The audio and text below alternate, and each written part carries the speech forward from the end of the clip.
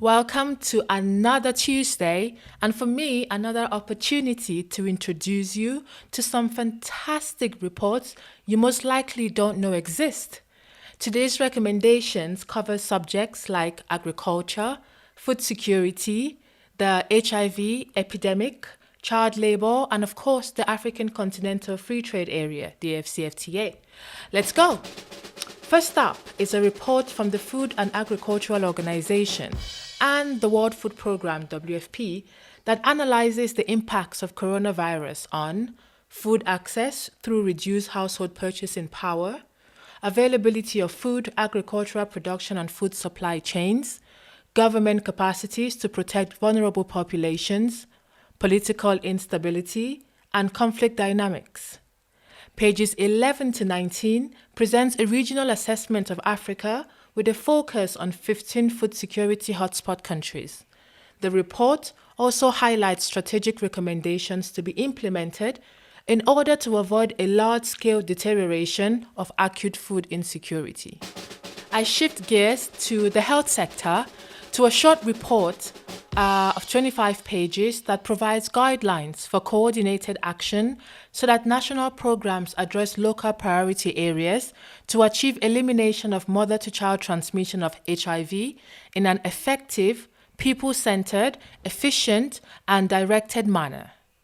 The framework laid out in this publication is set out in 4 steps, which include developing a consultative process with key stakeholders, taking stock of present gaps in the prevention of mother-to-child transmission, planning and prioritizing prevention of mother-to-child transmission, and finally, implementing, monitoring, and evaluating prevention of mother-to-child transmission. The good news is that there has already been tremendous progress in prevention of mother-to-child transmission, with new infections going from 400,000 in 2000 to 160,000 in 2018. However, there still is a long way to go until all transmission is eliminated.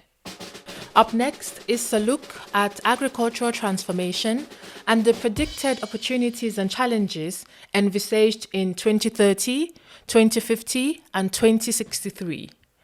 This report evaluates present trends and policies in West Africa in regards to diversification, new demand and markets, as well as increased agricultural production.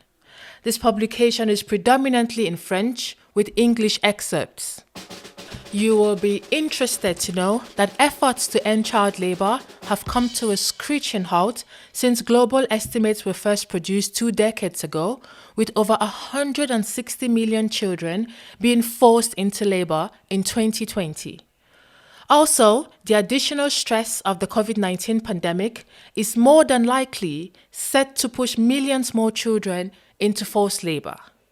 The 2020 Child Labor Report takes a look at the global trends in the effort to end child labor and provides 12 suggestions for a way forward, which are: number 1, an evidence-based policy roadmap; 2, make social protection universal; 3, safeguard and advance children's education; 4, register every child at birth; 5, end gender norms and discrimination; 6, orient child protection systems around prevention and response; and number 7, expand decent work and accelerate the transition to formality; at 8, improve rural livelihoods; 9, reduce heightened risks of child labor in domestic and global supply chains; 10, address child labor in conflicts, disasters, and other crises; 11, adopt adequate legal frameworks and promote compliance; and at 12, realize the promise of international cooperation and partnership. Finally, and at number 5, is a policy brief from the Institute of Peace and Security Studies, which gives a snapshot of developments building up to the signing of the AfCFTA and examines the status of the AfCFTA as African governments move forward in their attempt to establish a continent-wide free trade area to boost productivity of their economies and shift the composition and direction of foreign direct investment flows into Africa. The brief is a good document for taking stock of the predictions versus where we are today, 6 months into the implementation of the AfCFTA. This has been fun, and I hope you find something for this week's reading.